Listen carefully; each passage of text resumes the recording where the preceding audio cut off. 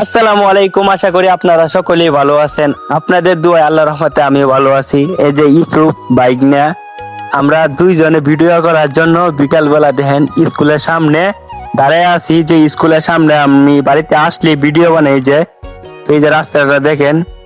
তো বেশিরভাগ বাড়িতে থাকলে মনে করেন যখনই বাড়িতে থাকি বিকাল বেলা এই জায়গায় ভিডিও বানাই আমার বাইকনাকে নিয়ে। আপনারা হয়তো অনেকেই দেখেন, যারা আমার ভিডিও দেখছেন অবশ্যই জানেন যে ইউসুফ আমার বাইক নিয়ে যে ওই আমার ক্যামেরা ধরে।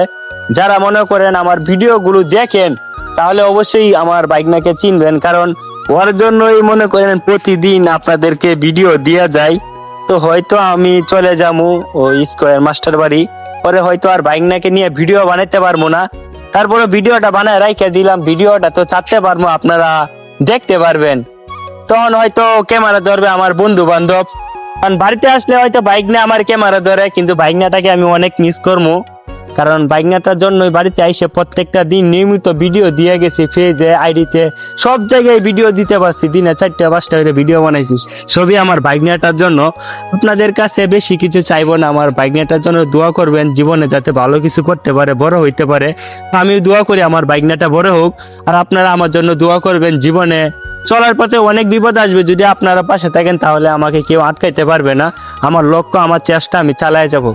পারবো কিনা জানি না, তারপরও বারবার পরে গেলে উঠে দাঁড়াবো, শুধু আপনাদের যদি ভালোবাসা পাই। তো আসসালামু আলাইকুম, সবাই ভালো থাকবেন। ভিডিওটা এই পর্যন্তই।